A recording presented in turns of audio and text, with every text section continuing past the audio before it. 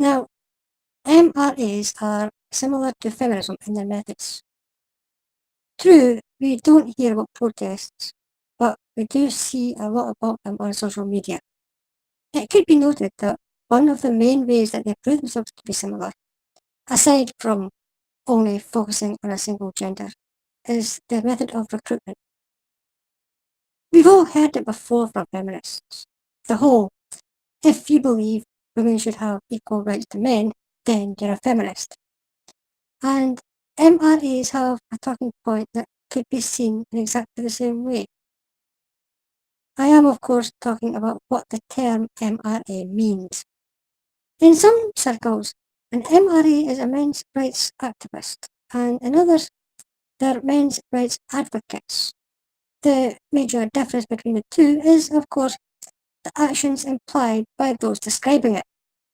A men's rights activist, for example, would be someone who acts in favour of men's rights, while an advocate just agrees with them. That's where they become similar to the feminist approach. It seems to be a way to get someone to identify as an MRA without feeling the need to do anything about it. I've heard a couple of people saying that if you advocate for men's rights, then you are an MRA. Of course, when you think about it, any discussion for or against a movement could be considered activism. So making a 5-minute video for YouTube about men's rights is in fact activism. It's just not very proactive. We don't hear much about men's rights, and that's mostly because the media doesn't like to talk about it. In fact, no one except MRAs like to talk about men's rights.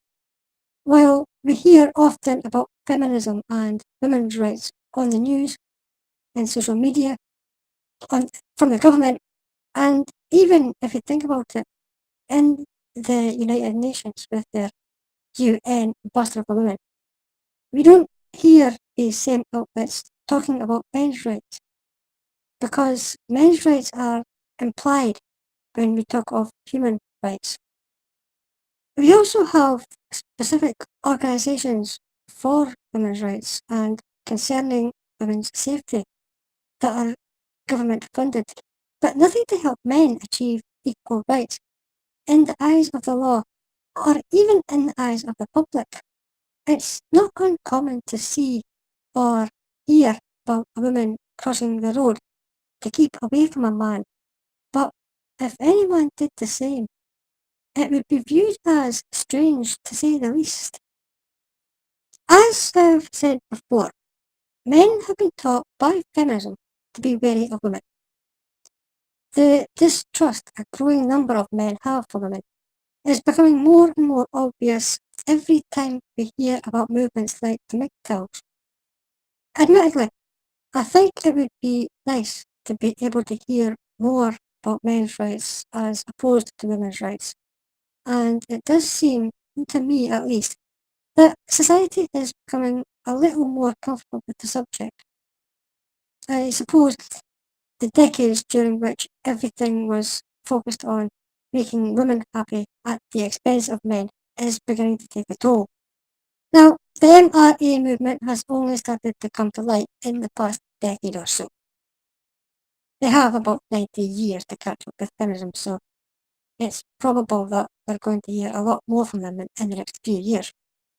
They do have some legitimate concerns at the moment. With the law changing over the years to favour women more than men, an imbalance has occurred, and now men all over the world are starting to notice a vast disparity in their rights as opposed to women's rights. At the moment, of course, men have no legal rights that women don't have. But women have several rights that men don't have. In that light, it's understandable and probably to be expected for the MRA movement to sprout and take wing. It'll be a while before we see what the MRAs do with that. Most likely they'll become so similar to feminism in about 50 years as to be indistinguishable. I'm not an MRA any more than I'm a feminist, but I can see where the need for the movement has come from.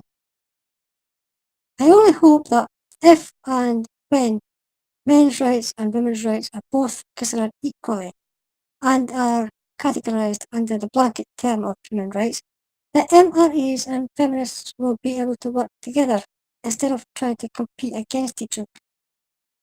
Naturally, by that time, society will be far more egalitarian.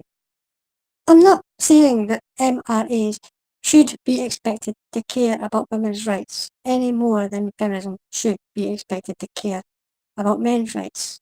I'd be fighting a losing battle if I even tried to get either of it to change. And they shouldn't have to change. It'll probably always be the case where we need to have the discussion on both fronts. It's all very well identifying as an egalitarian, but that just adds pressure to speak more about why you feel the need for such an identifier. Focusing on just one gender allows you to ease up on yourself, as long as you also allow for discussion from the opposing angle. Now, before I get any comments complaining, I want to make this clear. Until now, I've yet to hear any MRA trying to actively shut down discussions that concern only women. Certainly not to the same degree that they themselves have been shut down by feminists.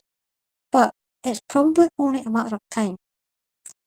As far as I've seen, men's rights advocates have never claimed that women should have their rights revoked.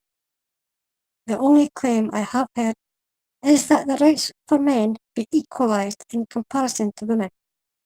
Things like expecting women to register for the draft in America, or repealing the legislation that forces men to register or lose the right to vote, or expanding the description of rape to include women raping men, which is still not considered possible in most countries at the moment.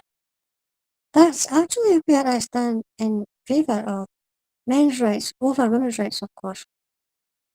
When women get affirmative action in education, but men are refused, or where governments are starting to talk more and more about gender quotas in favour of women at the expense of male employment rates. Even more apparent is the fact that baby girls have their genitals protected by law in most countries, whereas it's perfectly acceptable and even encouraged to mutilate a baby boy's genitals before he's old enough to talk. If feminism has been a sexist movement for 100 years, and it has been sexist towards both men and women, then the MRA movement has been a sexist movement since its conception as well. It's not necessarily a bad thing when you take into account that the entire premise of both were to focus on one gender. What I have seen, unfortunately, is that any discussions so far about men's rights have been met with insults regarding misogyny. As far as the most vocal feminists are concerned, MRAs are just evidence that society just hates women.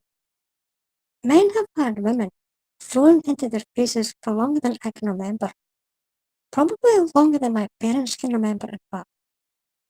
For too many years, the premise has been that in order to make men happy, we must first make women happy, which is impossible considering there will always be more problems. Of course, the constant emasculation of men in these days of third wave feminism has only aroused even more support for men's rights. It shouldn't be a thing where the problems faced by men get ignored until they affect women. But that's the way it always seems to work out.